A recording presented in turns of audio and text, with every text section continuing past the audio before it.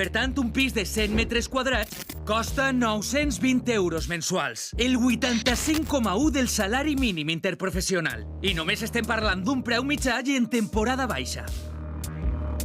Però hi ha una altra hipòtesi per establir si la pujada del salari mínim és suficient. Ha pujat un 8% del salari mínim interprofessional, però l'IPC ha pujat un 8,4%. Eixe és l'IPC general.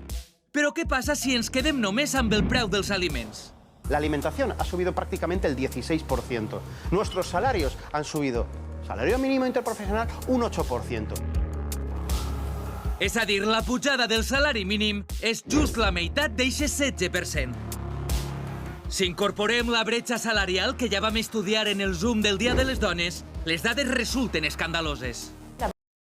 Però hi ha maneres d'esquivar esta norma? Aquelles que no volen complir amb la legalitat e intenten obligar al treballador a treballar més hores. Això no és legal perquè augmenta el salari mínim treballant exactament les mateixes hores. N'hi ha una manca importantíssima d'inspectores de treball i que jo crec que són 4.500 en tot l'estat espanyol. Creiem que tindria que per almenys triplicar-se. Estem en un entorn molt complicat per a totes les famílies. Els països veïns de l'estat espanyol tenen un salari mínim interprofessional molt més alt i creiem que l'estat espanyol té que estar en consonància. Los salarios en la Comunidad Valenciana no están precisamente...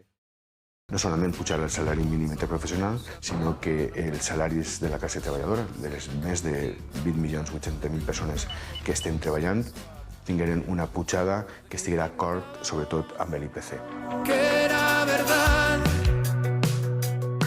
I aquí creu que el que cal tindre en compte per damunt de matisos és la igualtat social. Creiem que la precarietat laboral és la lacra d'esta primera part del segle XXI. La lluita contra aquesta precarietat seria la lluita de futur.